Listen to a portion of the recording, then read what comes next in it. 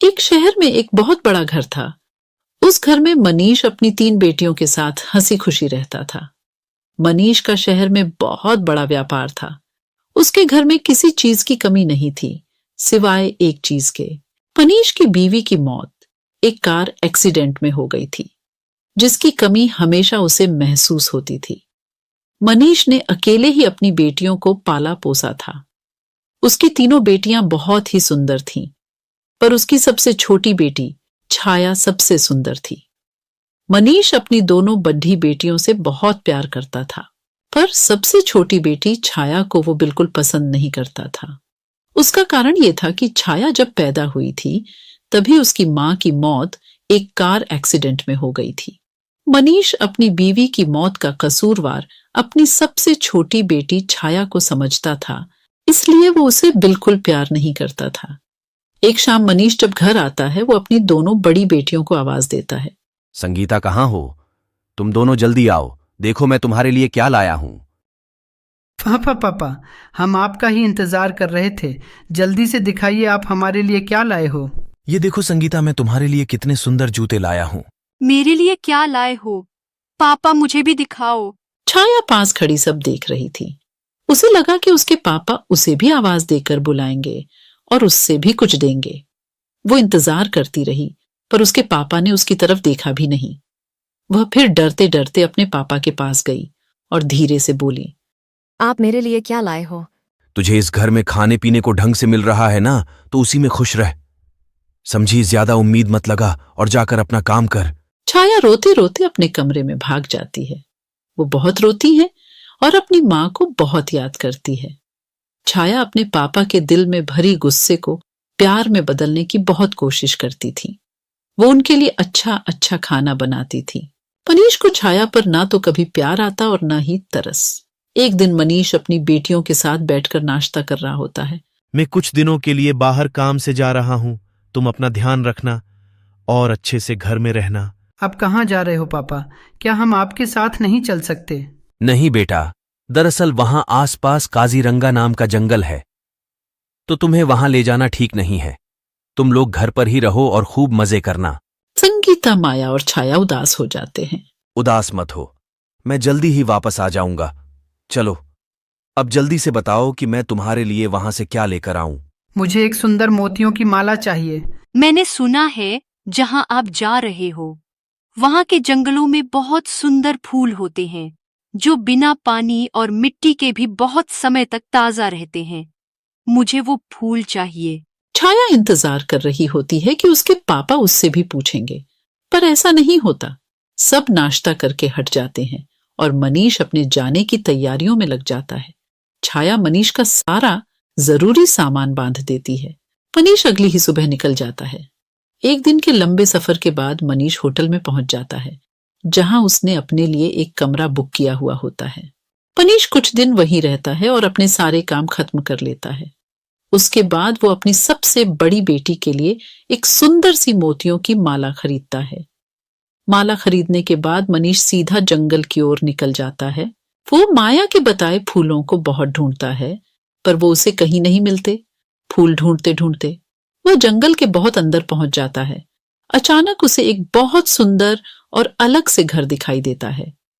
मनीष धीरे धीरे उस घर की तरफ बढ़ता है। उसकी नजर अचानक से उस घर के बगीचे पर पड़ती है, जिसमें माया के बताए हुए फूल लगे हुए थे। मनीष उन फूलों को देखकर बहुत खुश हो जाता है। आखिर वो खुश हो भी क्यों ना, वो शाम से उन फूलों को ढूंढ रहा था। अब मनीष बिल्कुल भी वक्त बर्बाद ना करते हुए उन फूलों को तोड़ लेता है और अपने थैले में भरने लगता है। फूल तोड़ते ही मनीष को बहुत अजीब सा महसूस होता है। आसपास बहुत तेज हवा चलने लगती है और अजीब सी आवाज भी सुनाई देने लगती है। मनीष बहुत ही डर जाता है। वो जल्दी से वहां से भागने लगता है, पर वो अचानक किसी से टकरा जाता है। मनीष गर्दन उठाकर ऊपर देखता है तो उसकी आंखें फटी की फटी रह जाती हैं। उसके सामने एक बहुत खतरनाक भूत खड़ा होता है। भूत भूत, मुझे जाने दो, मुझे छोड़ दो। ऐसे कैसे जाने दूं?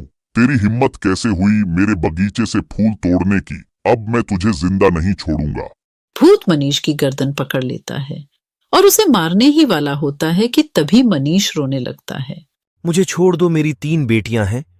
वो मेरा घर पर इंतजार कर रही होंगी। उनका इस दुनिया में मेरे सिवा कोई भी नहीं है। उनकी मां भी बहुत सालों पहले मर गई। तू मुझे पहले ये बता कि तूने मेरे बगीचे से फूल क्यों तोड़े? मेरा बगीचा और उसमें लगे फूल मुझे जान से भी ज्यादा प्यारे हैं। मुझे माफ कर दो, मुझे नहीं पता था, मुझसे बहुत बड़ी गलती हो गई। दरअसल मेरी बेटी ने इन फूलों का जिक्र किया था और उसी ने इन फूलों को लाने के लिए बोला था। कहाँ है तेरी बेटी? क्या नाम है उसका? मैं उसे जिंदा नहीं छोड़ूंगा। अब मुझे अपनी बेटी को लाकर दें, वरना मैं तेरी जान ले लूंगा। मनीष को कुछ समझ में नहीं आ रहा था कि वो क्या करे। उसे तो अपनी दोनों बड़ी बेटियां और अपनी जान बहुत प्यारी थी। उसे कुछ भी समझ में नहीं आ रहा था। अचानक उसे एक तरकीब सोचती है।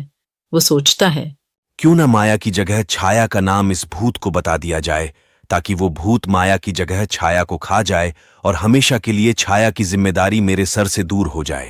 मनीष माया की जगह छाया का नाम उस भूत को बता देता है। जल्द से जल्द छाया को मेरे पास लेकर आ, वरना मैं तुझे जान से मार दूंगा। मुझे बस कल तक की मोहलत दो, मैं छाया को लेकर यहां आऊंगा। अगर तूने कोई भी चालाकी की तो ये अंगूठी तेरी जान ले लेगी, इसलिए बिना सोचे अपनी छाया को मेरे पास लेकर आ। मनीष जल्दी से अपने घर जाता है। संगीता, माया और छाया यहां आओ। तीनों दौड़ती हुई मनीष के पास आती है। इस बार मनीष संगीता और माया की जगह छाया को गले लगा लेता है। दरअसल ये सब उसकी चाल थी, ताकि वो छाया को बहला फुसलाकर उस जंगल में ले जाकर उस जंगल में छोड़ सके। छाया बहुत खुश हो जाती है। उसके पापा ने उसे पहली बार गले लगाया होता है। बेटी छाया, तुम्हें मेरे साथ अभी कहीं चलना होगा। कहाँ पापा? वो मैं तुम्हें अभी नहीं बता सकता। छाया बिना कोई सवाल के अपने पापा के साथ चल पड़ती है।